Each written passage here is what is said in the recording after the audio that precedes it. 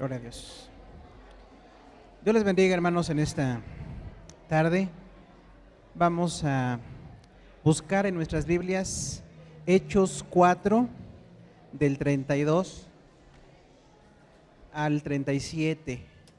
Hechos 4, del 32 al 37.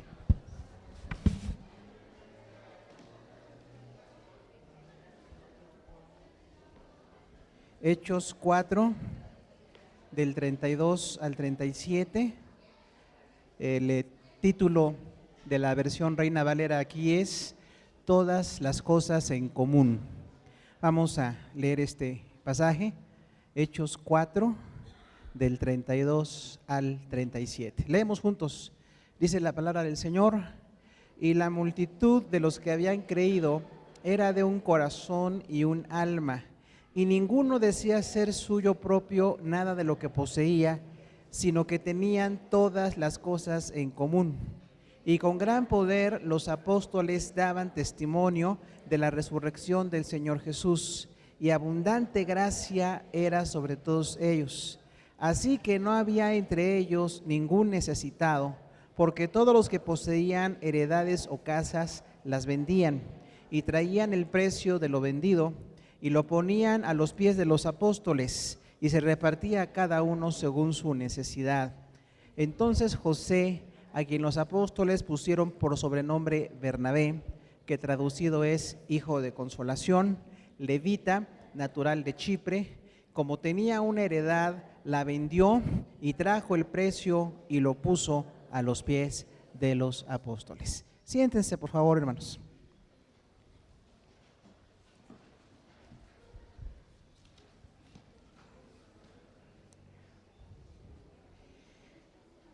Como hemos ya compartido en varias ocasiones, el modelo de lo que debe ser la iglesia está en el libro de los Hechos. Si usted conoce ya la palabra de Dios, bueno, quienes tienen poco tiempo de estudiarla saben muy bien que se divide en Antiguo Testamento, toda la historia de los judíos, que es la preparación para que viniera el Mesías, Jesús, y el Nuevo Testamento empieza, por supuesto, con el nacimiento del Señor y llega hasta el fin de los tiempos en el Apocalipsis. Y si usted estudia los evangelios, son 4 biografías de Jesús, son 4 enfoques biográficos de Jesús, y las cartas pastorales, las cartas paulinas, pues tienen la doctrina de lo que creemos los cristianos. El Apocalipsis refiere el final de los tiempos, pero Hechos tiene una particularidad: es un libro que es modelo para la iglesia. Hoy hay muchos enfoques de iglesias, muchas situaciones, y a veces no estamos muy conscientes de qué tan bíblico es que la iglesia cristiana crea en el Espíritu Santo, por ejemplo, ¿no? O que la iglesia desarrolle misiones, o cualquier tema que queramos nosotros analizar, tendríamos que remitirnos al libro de los Hechos. Es un modelo de lo que debe ser la iglesia. Y diríamos en pocas palabras: nada que no esté en este libro hay que creerlo ni practicarlo, pero todo lo que está en este libro hay que creerlo y hay que practicarlo. Entonces es un modelo, léalo siempre como un modelo, y va a ser una bendición personal y para la iglesia, y el mundo necesita una iglesia cristiana, así como en los Hechos. Y algo que vamos a hablar el día de hoy, estaremos por muchos meses viendo Hechos, pero el tema que hoy se da, que es la comunión, todas las cosas en común, es verdaderamente importante, porque la vida cristiana se vive en comunión con otros. No puede ser un cristiano una persona aislada.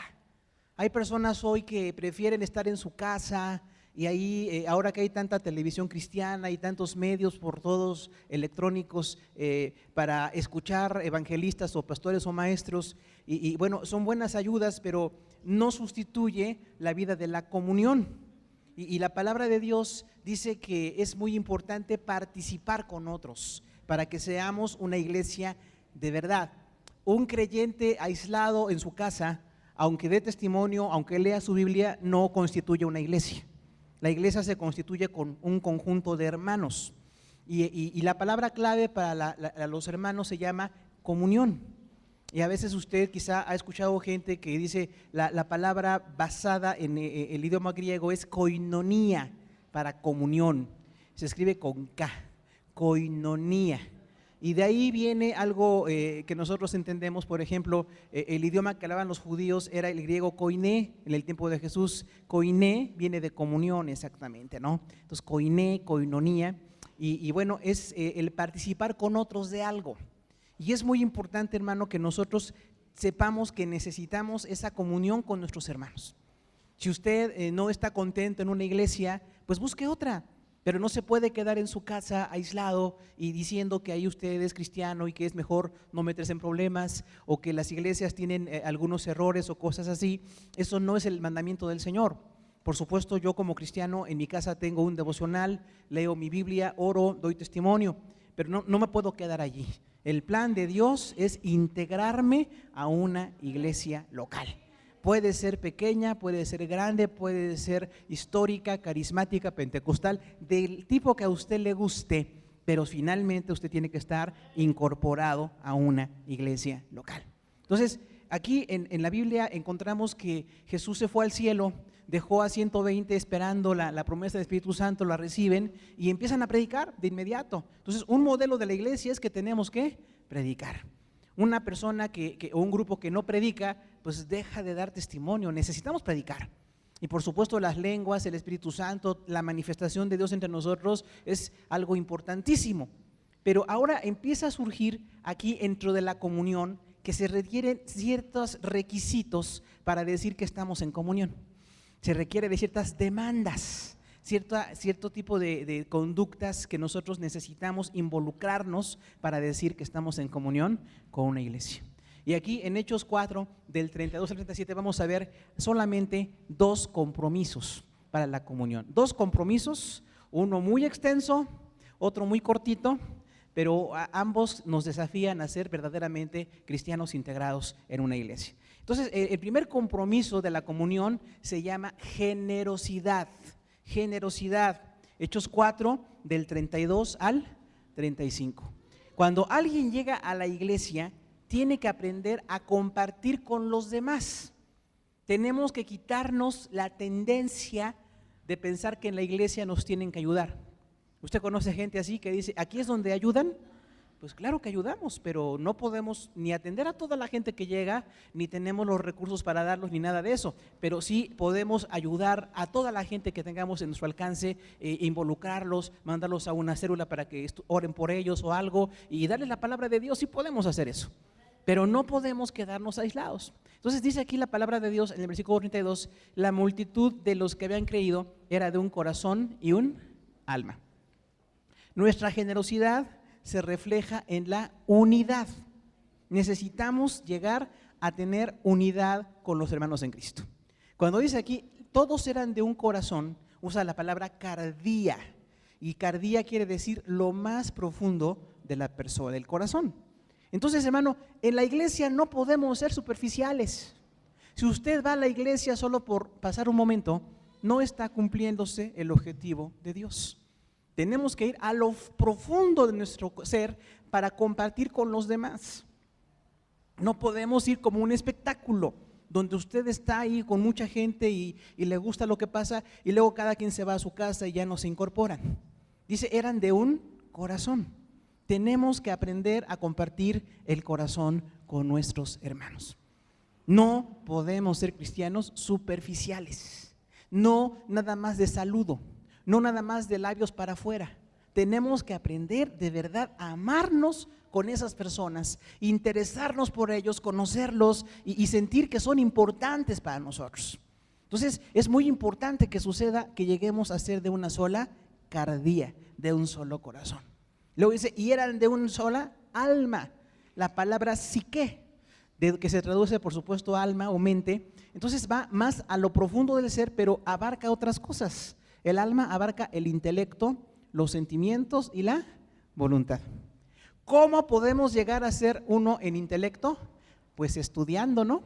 No se puede de otra manera. Entonces un cristiano tiene que estudiar la palabra y compartirla con otros.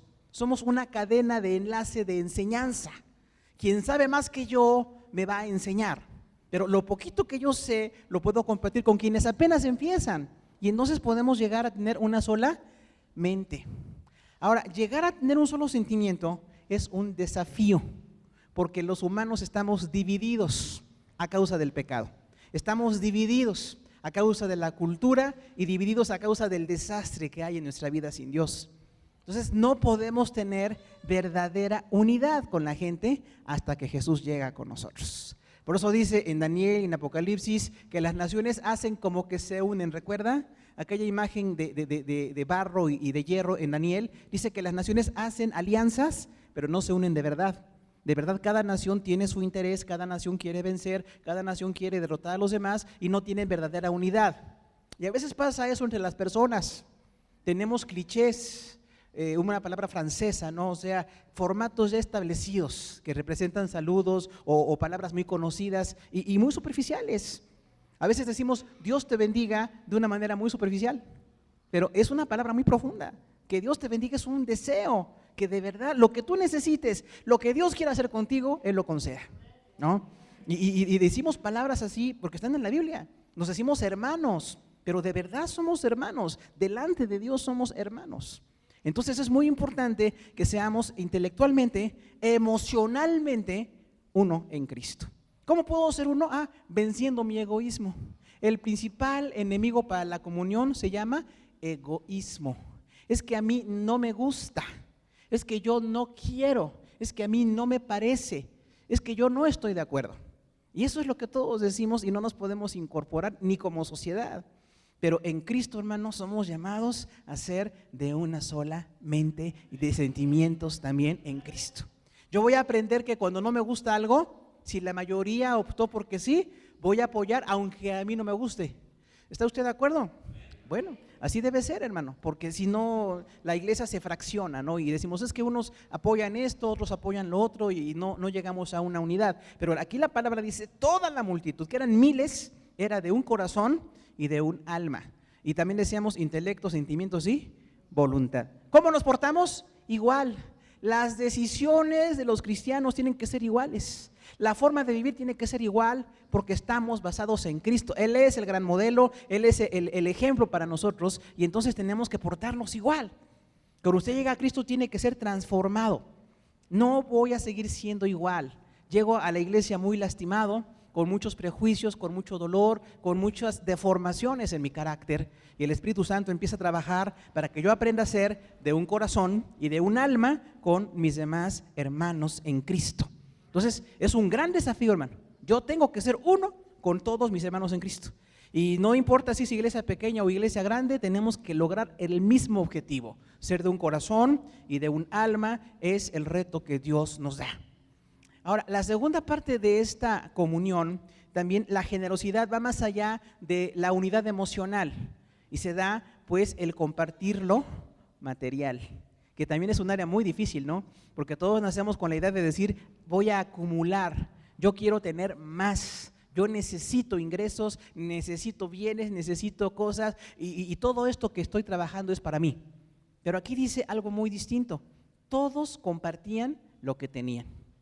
Cuando hay personas que no quieren ni siquiera compartir una pequeña pluma con otra persona para que escriba y dice, me la regrese, a lo mejor algunos hasta le ponen un lacito para que se la regrese, ¿no? Porque ya ve que algunos así se han perdido. Pero hermano, tenemos todas las cosas en común. ¿A cuánto les gustaría llegar a ese nivel de unidad con los demás?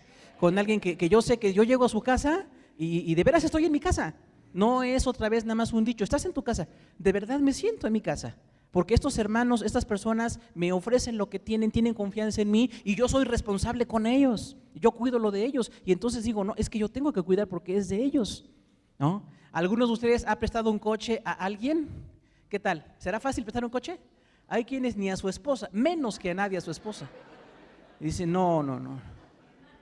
El coche es más importante. No, hermano, la esposa es más importante. Pero no, ¿cómo voy a prestarle mi coche a alguien? ¿Alguien ha prestado su casa? Mira, hay gente preciosa que ha prestado su casa, hermano, de verdad, le presta sus llaves y qué confianza, pero qué responsabilidad, ¿no? Porque algunos somos muy irresponsables y nos prestan un coche y lo regresamos chocado, o una casa y la dejamos hacer un desastre, porque venimos así, de un desastre emocional y mental, pero aquí dice, todos tenían todas las cosas en común. Si mi hermano no tiene un saco, ¿qué hago? Pues le regalo el mío. No solamente se lo presto, se lo regalo, porque no tiene. Alguien que no tiene hoy para comer, hermano, ven, yo te voy a dar una despensa. Yo sé que Dios te va a bendecir, tú vas a buscar un trabajo, pero mientras tú estás en esta crisis, lo mío es tuyo. Entonces es muy importante llegar a ese nivel de unidad. No es comunismo, porque algunos dicen, aquí está el comunismo. No, no es comunismo.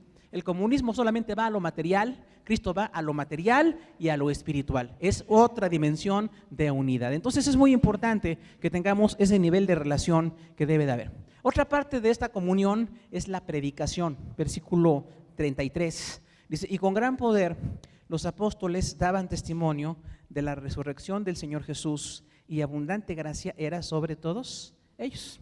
Nuestra unidad es por lo que predicamos. ¿Qué predicamos? La palabra de Dios. Cuando no predicamos la palabra de Dios, podemos no tener unidad, porque las filosofías, las ideologías pueden ser distintas. La palabra de Dios es una sola, y si se interpreta bien, tiene que ser exactamente lo que creemos, y nos va a dar una bendición por la palabra para que lleguemos a la unidad. Todos llegamos con muchos prejuicios, ¿no?, a la iglesia. Llegamos pensando cosas de Dios, cosas de la iglesia. Tenemos unas ideas muy fuertes, ¿no?, porque no conocíamos de Dios. Pero ya que llegamos a una iglesia, nos empiezan a predicar, nos empiezan a enseñar, logramos una unidad de predicación. Una iglesia sana tiene que llegar al nivel de que cualquier creyente de esa congregación predique lo mismo, porque estamos con el poder de la palabra de Dios. Es esta palabra la que predicamos. Dice aquí, con gran poder los apóstoles dan testimonio de la resurrección del Señor Jesús. ¿Cómo hay que predicar? Con gran poder. A veces no sentimos poder o tenemos dudas o no sabemos cómo predicar, pero Dios nos va a formar para que todos seamos predicadores con poder. Usted es llamado a predicar la palabra de Dios con poder, donde quiera que usted esté, en las plazas, en las calles, en el trabajo, donde le permitan. Usted tiene que buscar los espacios para predicar, para que la palabra de Dios pueda correr. Entonces dice, con gran poder testificaban de la resurrección. La religión cristiana tiene una particularidad. Hablamos de la resurrección. Jesús resucitó y nosotros vamos a resucitar un día para la gloria de Dios. Entonces es un gran tema. No nada más es aquí en la tierra, no nada más son consejos para vivir aquí en la tierra, también en la eternidad hay una consecuencia. Entonces tenemos que dar testimonio de Jesús. La iglesia no da testimonio de sus pastores, ni testimonio de líderes muy importantes, da testimonio de Jesús. Él es el gran tema de lo que nosotros predicamos, la palabra de Dios. Hablamos de Jesús, damos testimonio y estamos llenos de su palabra para hablar de su resurrección. Y abundante gracia era sobre todos ellos. ¿Sabe que usted tiene que ser depositario de la gracia de Dios? La gracia es el regalo que produce gozo. Usted es objetivo del regalo de Dios, porque Dios quiere que tengamos su gracia. No importa lo que fuimos, no importa de qué religión venimos o qué hicimos en nuestra vida o qué pensábamos antes, ahora en Cristo tenemos la gracia de Dios. Usted tiene que dejar que esa gracia fluya en su vida, en la vida de los demás, orar, buscar, luchar para que esa bendición pueda correr. No va a ser fácil, hermano. Hay algunos que venimos muy ajenos a la gracia, algunos venimos muy conscientes de la desgracia, venimos muy conscientes de la pobreza, de la necesidad, de la violencia. Estamos tan llenos de eso que nos da trabajo la gracia de Dios, pero cuando Dios nos transforma, vienen grandes bendiciones. Pedro no entendía la gracia, Pedro negó a Jesús, Pedro pensó que le iban a quitar la vida y mejor era negar a Jesús. Entonces parece que cae de la gracia, y los otros 11 que estaban vivos en ese momento también huyen, pero cuando son llamados por el pastor, por Jesucristo, se llenan de la gracia de Dios. Si usted fue una persona con escasez, con violencia, con necesidad, no importa. Hoy la gracia de Dios es para usted. Y hay que orar, Señor, que tu gracia se derrame. Deja de ver tu gracia, Señor. Tú tienes un plan de gracia para mi vida y yo voy a seguir orando y voy a seguir insistiendo hasta que eso se cumpla. Pedro y los otros 11 no estaban muy conscientes de eso. Ellos pensaban que había sido difícil negar a Jesús y que empezaban en Jerusalén. No sabían todas las bendiciones que iban a venir. Predicar a todas las naciones, ser ejemplo de la palabra de Dios, escribir parte de la palabra de Dios. Ellos tuvieron bendiciones tan grandes. Y sabe algo muy importante, hermano, hay bendiciones para usted. No se pierda las bendiciones de Dios. Dios tiene bendiciones para usted. Ahora, algo además de la abundante gracia, dice el versículo 34, así que no había ningún necesitado entre ellos, porque todos los que poseían heredades las vendían y las traían el precio de lo vendido y lo ponían a los pies de los apóstoles y se repartía a cada uno según su necesidad. Versículo 34 y 35. Aquí hablamos de la unidad que nos lleva, la comunión que nos lleva a compartir con los que padecen necesidad. Y mire, eso es muy importante porque muchos venimos con la idea de solamente mi dinero, mi sueldo, mis necesidades, lo que yo gano es para mí. Yo quiero un día tener en abundancia para disfrutar con mi familia y para yo ser una persona muy próspera. Esos parecen deseos buenos, hermano, pero un cristiano tiene que aprender que lo que Dios nos da no es nada más para nosotros. Fíjese usted, hay un acróstico, la palabra doy, ¿se acuerda? D-O-Y. ¿Cómo es lo que Dios me da? Dios, otros y yo. ¿Lo repetimos? Dios, otros y yo. ¿Cuántos lo practican? Dios, otros y yo. Así debe ser. Es que yo estoy al revés. Pienso que lo que Dios me da es para mí. Y todo lo que yo necesito y mis gustos y mis exageraciones, necesidades creadas, primero yo. Y a veces pongo a Dios en segundo lugar. Le doy algo o parte o no le doy nada tal vez. Y para los demás, pues ¿por qué les voy a dar que trabajen? Y yo trabajé mucho, hermano, en el plan de Dios. Todos tenemos que trabajar, todos tenemos que esforzarnos, pero hay tiempos de necesidad. Hay personas que no tienen lo que usted tiene siquiera. Entonces ahí tenemos que aprender la ley de Dios. Lo que Dios me da es primero para Él. Y usted recuerda en el Antiguo Testamento, primicias, diezmos, ofrendas, todo aquello que hacían era una enseñanza hacia el Nuevo Testamento. Y sí hay algunos que dicen, es que la palabra diezmos no aparece en el Nuevo. Sí, ¿cómo no va a aparecer? Está en el libro de Hebreos, la palabra diezmos, ahí aparece claramente. Pero cuando los cristianos estaban en este momento era especial porque imagínense nada más, predicaron a 17 naciones diferentes, movidos por el Espíritu Santo. ¿Se acuerda de eso? Hechos 2. Ellos no sabían lo que iba a pasar. Tampoco usted sabe lo que va a pasar, pero Dios sí sabe, Dios tiene gracia. Y entonces predicaron, y aquellos judíos extranjeros se quedaron muy, extrañados de decir, es que estos son iletrados porque hablan en idiomas tan lejanos a su nación. Y se quedaron y oyeron la palabra de Dios. Se convierte en 3,000, luego se convierte en 5,000. Algunos analistas piensan que en la iglesia de Jerusalén había como 100,000 creyentes. Sin templo, porque se reunían en las casas, ¿recuerda? Pero eran muchos cristianos.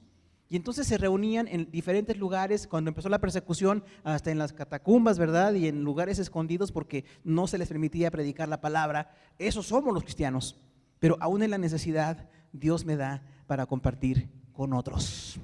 Nunca llegue al punto de no querer compartir con nadie, porque eso es el viejo hombre. El hombre sin Dios dice, no, ¿yo qué voy a andar compartiendo? Si también a mí me hace falta. Hermano querido, no tiene porque no da. No diga que no da porque no tiene, es al revés. No tiene porque no da. Pero cuando Dios me da lo que económicamente me corresponde por mi trabajo, negocios, le doy a Él lo que corresponde, que pueden ser diezmos, primicias, ofrendas, como aquí establece. También pienso en otros. Voy a compartir con alguien que tiene necesidad. Y la iglesia es una oportunidad de gente que tiene necesidad, hay que compartir con ellos. Y al final, bueno, no está mal que yo tenga aspiraciones, que Dios me bendiga, que yo pueda descansar, que me pueda ir bien en algunas cosas, está bien, pero no soy yo el primer lugar, es Dios, otros y yo. Ahora, no vamos a hacer esto de que la gente venda sus propiedades, porque aquí viene un problema económico. Mucha gente tiene problema con la economía en las iglesias, ¿se ha fijado? Dicen, es que en las iglesias siempre te piden dinero. Mire, no son las iglesias, es Dios. En su palabra Dios dice que es dueño de todo, incluido nuestro dinero.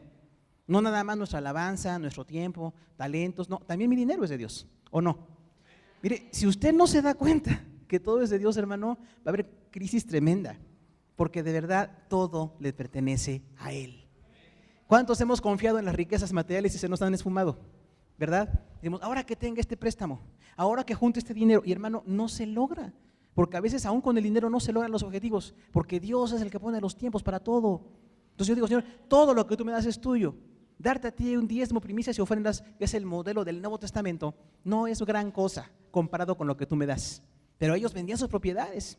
y traían el precio a los pies de los apóstoles. ¿Por qué? Porque no había más, nada más habían 12 apóstoles y estaban al frente de 100,000 cristianos, hasta que después se organizaron, Hechos 7, los diáconos y todo aquello. Entonces había una bendición, pero qué bueno que podamos compartir con los que padecen necesidad. Mire, hay un problema. Si alguien padece necesidad y no quiere aprender a trabajar, es una desgracia, porque no quiere aprender. Pero si tiene necesidad y sí quiere aprender, y se le ayuda y quiere cambiar y trabaja y administra, le va a ir bien finalmente, porque Dios cambia la economía. Hace poco que el hermano Varela nos platicaba, ¿no? de la sanidad financiera, un tema precioso. Bueno, hay que ver los principios, son todos reales. Entonces, cuando yo tengo, es para bendecir la obra de Dios y también para bendecir a personas que padecen necesidad. Otro principio que aquí está, versículo 35, es la administración. Y ponían todo a los pies de los apóstoles y se repartía cada uno según su necesidad. La palabra administración, aquí se dice oikonomos. Fíjese que oikonomos, oikos es casa, así como el yogurt es casa, oikos es casa en griego, y nomos es ley. Entonces, oikonomos, la ley de la casa, o cómo se maneja una casa, de ahí viene economía, oikonomos, economía, y de ahí viene administración. Esto es muy importante que exista, porque algunos estamos peleados con la administración, ¿no? Decimos, no, a mí no me gusta la administración. Cuando yo gano mi sueldo, lo gasto como lo siento. Y luego decimos, lo siento por haber gastado tanto, ¿verdad? Porque no me administré. Pero mire, fijar los gastos, priorizar las salidas de lo que se va a gastar en ese mes, es muy importante hacerlo, hermano. Y no espera tener mucho, Hay que decir, ¿para qué administro si nada más tengo bien poquito, hermano? Cuando hay poquito hay que administrar más todavía, ¿no? Y no me diga que quienes tienen un poquito de abundancia a veces se gastan demasiado y nunca tienen suficiente. ¿Has fijado? Yo creo que hay gente que no tiene, gane poco o gane mucho, de todos modos no tiene nunca. ¿Por qué? Por mala administración. Ahora, ¿qué pasa en la iglesia? También se requiere de una administración. No podemos decir que aquí entran dineros, diezmos, ofrendas y a ver cómo se gasta. Como nos dirija el Espíritu Santo, dicen algunos, no tan santo el asunto, pero realmente no es así. Tenemos que planificar, tenemos que sacar presupuestos, tenemos que ver todo lo que hace la administración, ¿no? Organización, planeación, dirección y control, todo eso se tiene que hacer siempre. Entonces los apóstoles recibían heredades, imagínense lo que cuesta una heredad, un terreno de alguien, un campo de alguien, pues era mucho dinero. Pero como eran tantos cristianos, traían tanto dinero ahí a los pies de los apóstoles y dijeron, bueno, esto va a ser para compartir con los que padecen necesidad. Entonces, de entre todos los cristianos, los que tenían necesidad, dice, le repartían a cada uno según la necesidad que tenía, para que aprendan a trabajar, para que aprendan ellos a desarrollar. Hay un problema, no se quede con la idea de recibir. Un principio de pobreza es que yo necesito recibir, extender mi mano y que me ayuden, que alguien me dé, que alguien me financie. Ese principio está terrible. Porque dice la palabra, es más bienaventurado dar que recibir. ¿Por qué? Porque el que recibe es que no tiene y no quiere aprender a veces, pero el que da, ¿qué pasó? Ya aprendió, que no nada más es para él, es Dios, otros sí, yo. Y al que más administra con fidelidad, Dios le puede dar más también. Porque hay ocasiones que si no soy fiel en lo poco, pues menos en lo mucho, ¿verdad? Entonces la administración es muy importante. Ellos así repartían a los demás.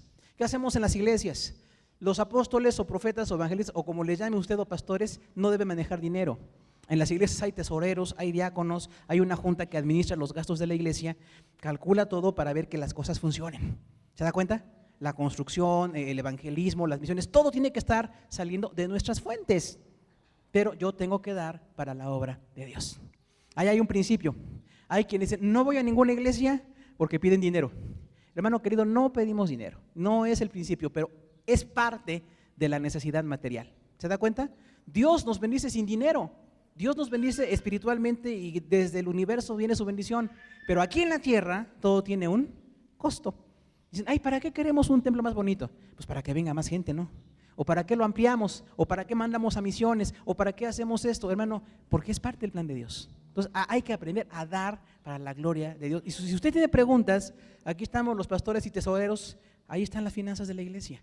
Nadie puede decir que se lleva dinero o que hay una situación ahí que no entendemos. Tenemos necesidad realmente de administrar para la gloria de Dios.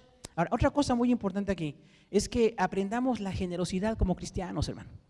Mire, algunos venimos tan lastimados, a veces hasta por religiones y cosas así, que tenemos muchas dudas. Y decimos, yo voy a ir a una iglesia, pero nada más a escuchar. No me voy a involucrar. De hecho, hay gente que es así, llega tardecito y se va temprano, para no involucrarse con nadie. Si usted es así, perdóneme, no soy yo, es Dios el que le habla. Porque no es el plan de Dios. Yo tengo que tener comunión con los demás, trabajar con los demás. ¿Cómo trabaja esta iglesia? ¿Qué están haciendo? ¿Dónde evangelizan? ¿A quién están asistiendo? ¿Qué tipo de necesidades hay en la congregación? Entonces es muy importante mi comunión con la iglesia. Si usted nada más es un visitante, pues no está mal, porque no es ilegal ser visitante, pero espiritualmente no está bien ser visitante. Dios quiere que usted sea miembro del cuerpo de Cristo. Y si no se ubica en una iglesia, platique con los pastores o con la gente, ubíquese, pregunte. Usted tiene todo el derecho para hacerlo antes de sumarse a una iglesia. Pero ya que usted sabe todo eso, involúcrese en la iglesia local para que funcione y trabaje en unidad.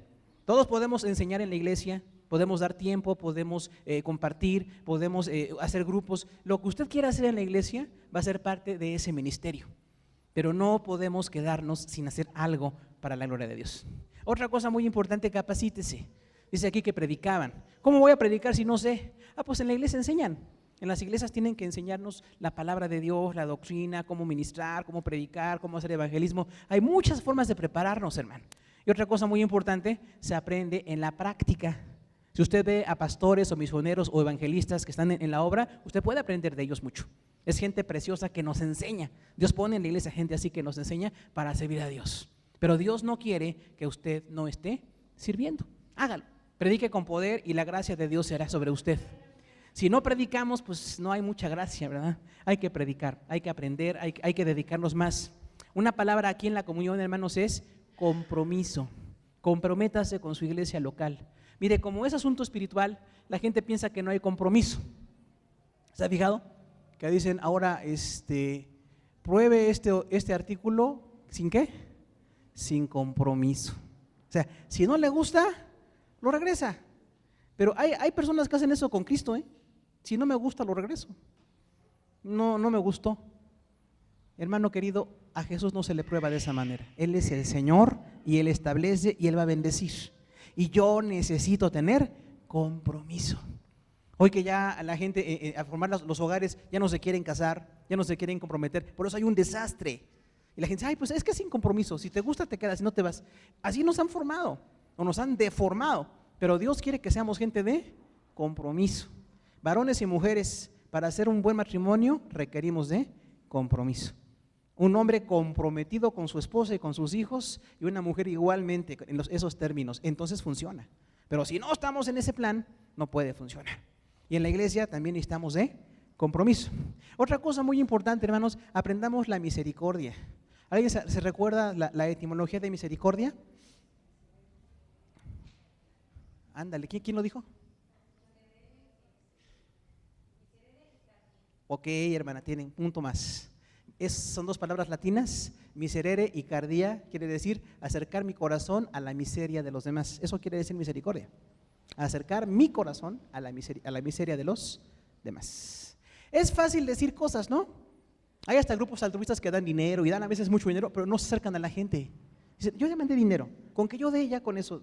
O sentimos muy feo ver a los pobres y necesitados. Ay, qué feo que haya tanta gente indigente, niños de la calle. Ay, qué feo. Hermano, no se quede diciendo que qué feo. Por supuesto que es feo, pero ¿usted qué va a hacer? Tiene que acercar su corazón a la miseria de esa gente. Entonces, yo tengo que acercarme con ellos, darles tiempo, hablarles, decirles cuál es su necesidad. Los apóstoles en aquel tiempo vieron gente que necesitaba y ¿qué dijeron?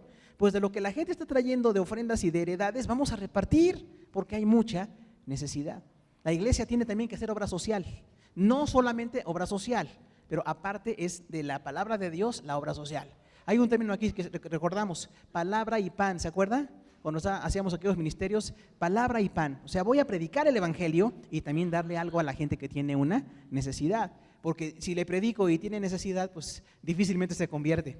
Pero si aprende que recibe palabra y recibe pan, puede ser bendecido. Entonces es muy importante que aprendamos el principio de la misericordia. Mi aportación económica tiene un principio de ayuda al ministerio de la iglesia. Y si no estamos haciendo algo, usted nos puede decir y lo hacemos. Organizamos para que la iglesia tenga más fuentes de bendición a otras personas. Se tiene que hacer. Y la administración, hermano, pues hay que aprender que es muy importante que se desarrolle. Sin administración no hay bendición, porque a veces, aunque haya una abundancia, si no administro, va a haber problemas, ¿no? Va a haber problemas. Ahora, vamos a hablar ahora de una segunda cualidad de la iglesia. Después de la generosidad, ahora la segunda se llama honestidad. Honestidad. Y vamos a encontrarlo en los versículos finales 36 y 37 de Hechos 4. Hechos 4, 36 y 37 habla de honestidad. ¿Qué es la honestidad, hermano? Bueno, pues es la correcta conducta en todo tiempo. Eso es honestidad. Que no haya contradicción entre lo que digo y lo que hago. Eso es honestidad. Que yo le pueda dar a los demás lo que la justicia demanda que les dé. Eso es honestidad. Y esta honestidad la ilustra un buen hombre. Dice el versículo 36. Entonces José, a quien los apóstoles pusieron por sobrenombre Bernabé, que traducido es hijo de consolación, levita, natural de Chipre. ¿Por qué tanta descripción? ¿Sabe por qué? Porque para Dios es importante cada creyente. Dios puede ver multitudes, pero Él atiende a cada creyente. No es un Dios de multitudes nada más. Qué bueno que haya multitudes, iglesias grandes, qué bueno, pero Dios ve a cada persona y conoce a cada persona. Y lo más importante, en cada persona Dios perfecciona su plan. Él quiere hacer perfecto a cada uno de nosotros. Algunos nos lamentamos por nuestra raza, por nuestra cultura, por nuestra ascendencia, por lo que sea. No se lamente por nada, hermano. Así como usted es, Dios va a hacer grandes cosas. Si usted tiene poquito o si usted tiene mucho de cualquier cosa, Dios va a bendecir. Y entonces hay algo en nuestro carácter que Dios quiere reflejar. Y dice aquí entonces que había un hombre pues tan bueno que le pusieron hijo de consolación. ¿Por qué cree? Pues porque consolaba mucho a los demás, ¿no? Esto es hebreo. Bar Nabás es en hebreo. Bar es hijo y Nabás es consolación en hebreo. ¿Por qué decimos esto? Porque en la Biblia el nombre de las personas representa su esencia. Nosotros ponemos nombres porque nos gustan, ¿no? Nombres que suenen bonito, o el de la abuela o el del abuelo, nombres así familiares, pero en aquel tiempo los nombres se relacionaban con el carácter de la gente. Y este hombre en realidad se llamaba Pepe, ¿no? Dice que era José, aquí dice que era José. Y José llega a la iglesia y entonces se dedica a consolar a otros. Qué importante en la comunión es consolar a los demás. Hay personas que dicen, no, yo nada más oro por la gente. A mí no, que no me hablen, que no se me acerquen, que no me hablen por teléfono. Hermano, eso no es consolar. Consolar es atender a las personas. Y aquí la palabra es paráclesis. El Espíritu Santo es el consolador, ¿se acuerda? Se traduce abogado. Y la idea de un abogado bíblica es alguien puesto junto a otra persona para aconsejarla, para consolarla, para ayudarla. Fíjese que esto de consolación no tiene que ver con regaños, ¿eh? Hay algunos hermanos que dicen, hermano, yo tengo ministerio de regañón, póngame con quien sí yo lo regaño. Mire, no hace falta, hermano. Regañar hasta los inconversos pueden, ¿cierto o falso? Todos pueden regañar, cualquiera puede regañar. Pero a ver, póngalos a consolar. No es tan fácil, hermano. Entonces, aquí dice, este hombre se dedicaba a consolar. Algo en el camino de Dios que nos consuela es dedicarnos a los demás. Si usted nada más piensa en su tragedia personal, si usted nada más piensa en sus necesidades, en sus enfermedades, usted se va a poner muy mal. Pero cuando nosotros como cristianos sufrimos, pero consolamos a otros, reflejamos la madurez del evangelio. No te consuelo porque yo esté bien, consuelo a alguien porque Dios me envía a hacerlo. No voy a ir a consolar a alguien cuando yo esté sano, aun cuando esté enfermo y necesitado, voy a ir a consolarle porque Dios me envía a eso. Pero tenemos que aprender el carácter del Espíritu Santo. Ya dijimos, no llegar a regañar, sino a consolar. ¿Cuál es su necesidad, hermano? Si hay un principio de corrección al consolar, deje de hacer lo que está haciendo mal, ya no siga por donde va, pero no es en un afán de violencia, es en un afán de consolación. Entonces, hermano, Bernabé era un hombre tan lleno del amor de Dios que consolaba a todo el mundo.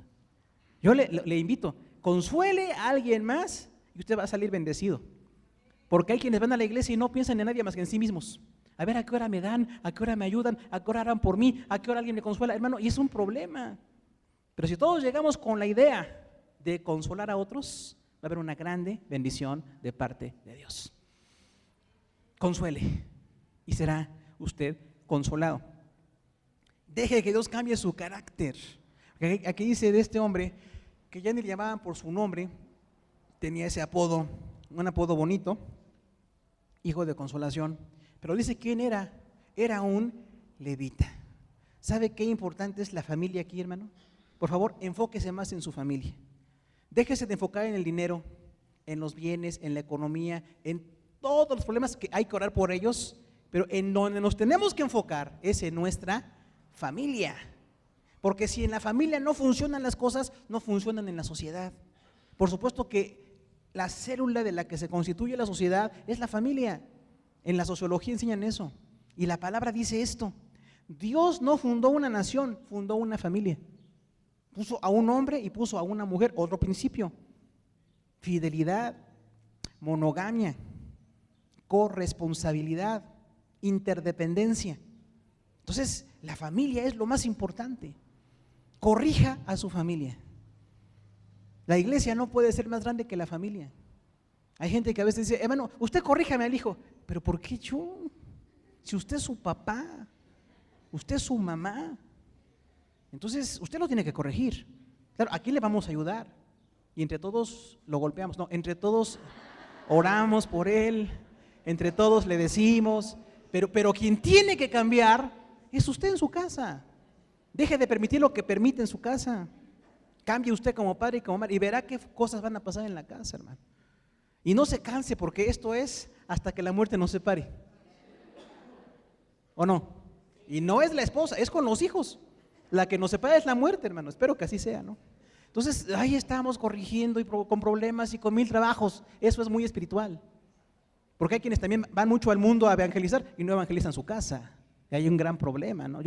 Primero está mi casa. Ahora, no voy a dejar de evangelizar el mundo, pero mi casa tiene que ser ordenada. ¿Qué pasó con este hombre? Pues le dijeron que era levita.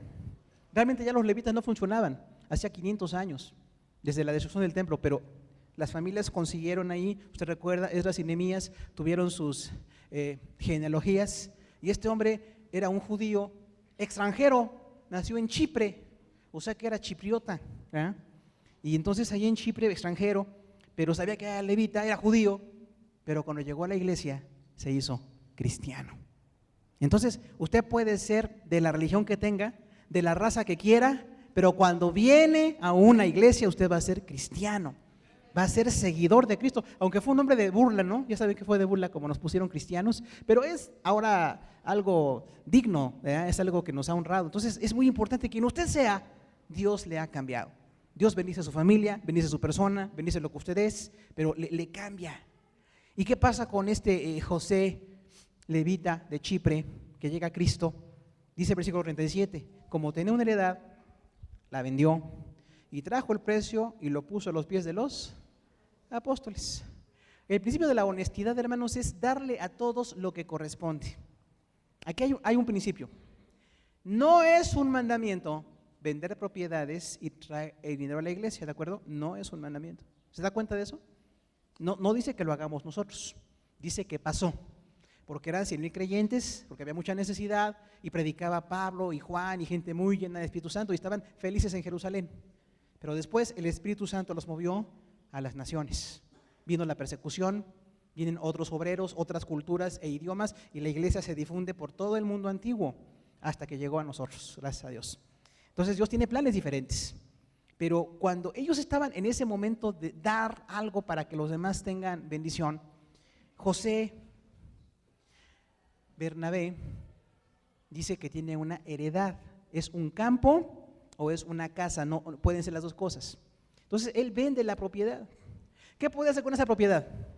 Y lo veremos la próxima semana con Ananías y Zafira, ¿recuerda? Podía quedarse el dinero o dar una parte y decirlo, o podía darlo todo si él quería. Pero este José, hijo de consolación, trajo todo el precio de lo vendido y lo puso a los pies de los apóstoles, como hacían todos. Entonces, hermano, es muy importante que aprendamos que dar es un costo, porque mire, tenemos que separarnos de la idea de la limosna. Algunos evangélicos tenemos la idea de la limosna y decimos, pues voy a sacar la moneda más chiquita, La más chiquita que yo alcancé, no, esta no, otra más chiquita, para poder dar a la iglesia de Dios, ¿no? Y decimos, voy a dar la moneda más chiquitita, de esta monedita voy a dar, y ahí ya cumplí. Hermano, no. La limosna es una idea no cristiana. La idea bíblica es ofrenda. Yo le pregunto a usted, cuando usted va a un restaurante o come en algún lugar, ¿cuánto deja de propina?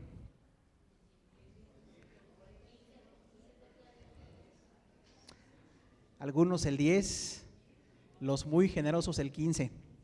¿Está bien o no está bien eso? Está bien, sí. Ahora, ¿qué pasa si yo no le dejo nada a ese mesero o esa mesera? Pues se desalienta, ¿verdad? Hace un trabajo en que le pagan poco y aparte es muy pesado y nos aguanta a nosotros que tienen que pagarle el doble nada más por eso, pero realmente no queda bien la cosa. Entonces yo le dejo el 10%, el 15%, está bien. Yo voy a un lugar y compro algo, ¿cuánto cuesta? Pues lo que cuesta. No puedo decirle, le doy tanto, porque los regateadores, qué problema, hermano. Y no le doy tanto, no, hermano, pague lo que vale. Si no le gusta, pues no lo compre. Pero si usted va a pagar, pague lo que es. Eso es honestidad, ¿se da cuenta? Son principios bíblicos.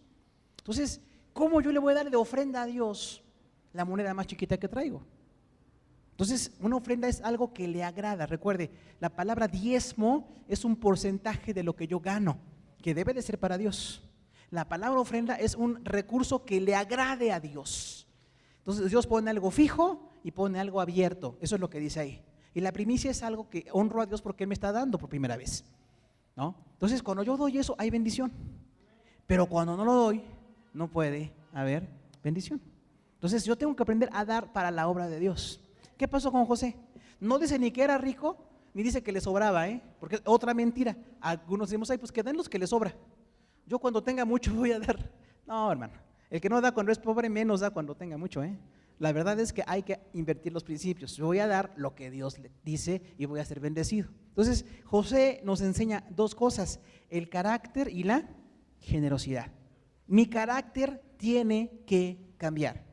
La gran noticia para usted, si usted es cristiano, está en un proceso de cambio constante. No es producto terminado. Nunca diga, yo así soy y qué, porque eso no es así, usted tiene que cambiar. No lo digo yo, lo dice la palabra de Dios, ¿no? Tengo que seguir cambiando. Si mi carácter, tengo problemas, he causado situaciones, es un área donde necesito comunión. ¿Y sabe cómo la iglesia nos ayuda? Para limar lo que nos sobra. Si usted es alguien que lastima, aquí se lo van a decir, ¿de acuerdo?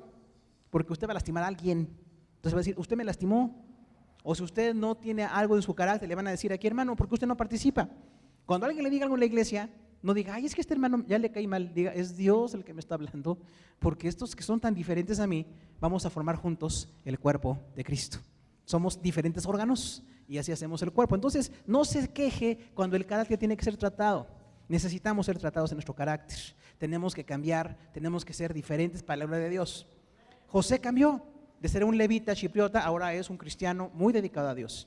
Pero la otra parte es la generosidad. Por supuesto, si usted no tiene nada que dar hoy, tendríamos que orar por usted y decir, Señor, ayuda a mi hermano, a mi hermana, algo está pasando, pero usted tiene que empezar en un camino en que sí pueda dar para Dios, para otros y para usted, porque es el principio de la honestidad. Entonces dígale al Señor, Señor, yo necesito ser honesto contigo. Yo no sé si usted pone a Dios al último en sus principios de carácter y en sus finanzas. A nadie le gusta mucho que hablen de finanzas, pero está en la Biblia. Y a veces yo digo, Señor, al último tú. Primero estos gastos, estos deleites que tengo, estas situaciones que me gustan. Y si al final queda algo, te doy algo, Señor. Di que te fue bien. Hermano querido, le van a contestar igual. Cuando usted le pida a Dios, Dios dirá, mira, primero estos otros que sí dan, primero esto otro, y al final di que te fue bien también, a ti, papito. Entonces, no es así. Yo tengo que poner a Dios en primer lugar. Hay un principio. Quienes ponen a Dios en primer lugar, Dios los pone a ellos en primer lugar. En el carácter y en las finanzas. Entonces, hermano, déjese bendecir, pero esta bendición tiene costos. Yo no puedo ser cristiano como yo quiera. La iglesia me va a formar. Ya dijimos, incluso esas personas que me molestan, esas cosas que no me gustan en la iglesia, forman mi carácter, me van limando para que sea perfeccionado. Y hay dos cualidades aquí, generosidad y honestidad. Yo quisiera que en este momento oremos a Dios, hermano, y digamos: Señor, yo te pido que tú me enseñes. La iglesia de Hechos no eran personas perfectas, eran personas como nosotros, con las mismas necesidades, pero se dejaron guiar por el gran poder del Espíritu Santo. Por eso algunos dicen que Hechos debería llamarse Hechos del Espíritu Santo, ¿no? Porque es Dios trabajando en la gente. Pero si usted quiere ser bendecido como ellos, que 2000 años después les seguimos recordando, escribieron, fundamentaron la palabra, nosotros seremos recordados en otro nivel, por supuesto, pero por lo menos que estemos cumpliendo el plan de Dios en nuestras vidas. Dios quiere que usted sea generoso en su trato, en su comunión, en su integridad con los demás y hasta en el compartir lo material con ellos. Y en lo segundo es la honestidad. Es un costo siempre dar lo que corresponde. Nos ponemos de pie y oramos al Señor, hermano, en esta tarde. Decimos: Señor, estamos en tu mano. Que tu palabra sea bendecida en nuestro corazón y que podamos aprender todo lo que tú quieres enseñarnos, que es mucho, para que cambiemos y seamos bendecidos. Si usted quiere orar ahí en su lugar o en el altar, donde usted quiera, vamos a orar al Señor en esta hora y decirle: queremos los dos principios, generosidad y honestidad, para ser plenamente bendecidos. Vamos a orar al Señor. Señor, en esta hora te damos las gracias por tus bendiciones. Gracias por esta preciosa iglesia, Señor, y por las visitas que hoy están con nosotros. En tu plan perfecto, Padre Celestial, tú estableciste este mensaje para nosotros hoy. Hay tantos temas en tu palabra, Señor, tanto trato que tú tienes con nosotros. Y el día de hoy tú hablas de Hechos 4, del 32 al 37. Donde específicamente se dice que los cristianos tenían todas las cosas en común. Ayúdanos, Señor, a entender la comunión como cristianos. Necesitamos entender, Señor, que por tu misericordia no somos solos. El cristiano no es una persona solitaria, no es una persona aislada. Ciertamente hoy muchos quizás prefieran quedarse en su casa viendo la televisión o escuchando una predicación en internet, pero ahí no se cumple el propósito de la iglesia, Señor. Necesitamos integrarnos en una iglesia local, integrarnos en una comunidad local donde haya necesidades, bendiciones, virtudes y defectos que nos van a ayudar a ser perfeccionados como cristianos. Señor, queremos aprender el principio de la generosidad.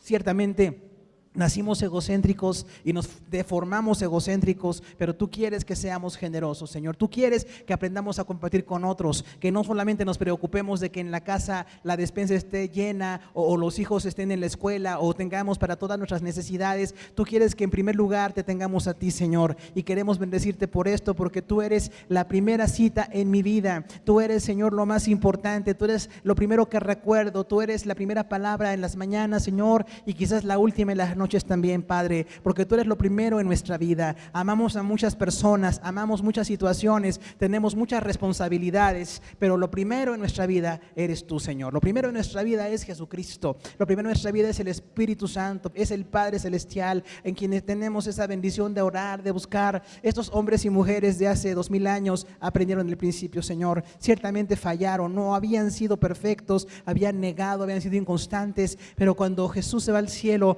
y se derrama el Espíritu Santo, ellos son transformados. Nosotros somos gente transformada, Señor, a un nivel específico el día de hoy, a necesidades diferentes de hace 2000 años, pero hoy tenemos el compromiso de predicarle a esta generación. El mundo sigue necesitando que le hablemos de Cristo, que hablemos de Dios, que los cristianos reaccionemos de manera diferente, que los cristianos vivamos de manera diferente, Señor, y que rompamos ese egoísmo que nos mantiene aislados de tus propósitos y de la bendición con los demás, que aprendamos a convivir con los demás, a tener coinonía, a tener comunión, Señor, porque esto es muy importante para nuestra formación, y la iglesia será bendecida cuando todos amamos a los demás, aunque seamos diferentes, aunque nos molesten algunas cosas, Señor. Esto no va a ser obstáculo para que les amemos y para que oremos por ellos, Señor, y para que estemos con ellos. Y el principio de la honestidad también, Señor, que dijo este varón Bernabé, él se dedicó a consolar personas. Ayúdanos a consolar a otros, Señor, no a exhortarlos en el sentido de regaño, porque es una mala interpretación, sino que vayamos con amor y les hablemos, nos preocupe su situación, su matrimonio, sus hijos, su salud, su economía, Señor, y oremos por ellos y les mostremos que les amamos, porque son gente importante. Hoy en este lugar no hay nadie que no sea importante, todos son importantes, todos son parte de tu plan, Señor, y tú tienes un propósito para cada uno.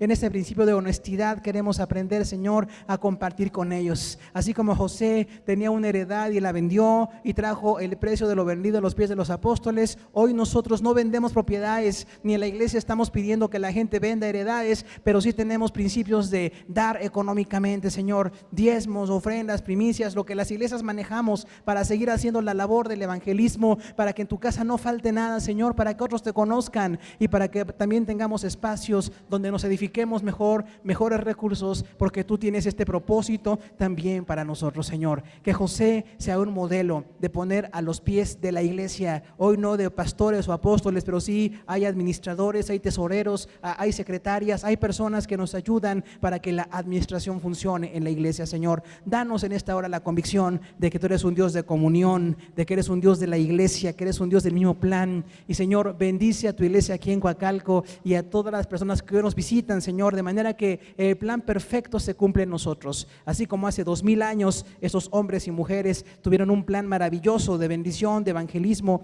también nosotros tengamos un plan de bendición, de evangelismo, de misiones, y tengamos propósitos grandes delante de ti. Te damos las gracias por todo esto en el nombre de Jesús. Amén. Gloria a Dios. Pues Dios les bendiga, hermanos. Siéntese, por favor. Vamos a orar por algunas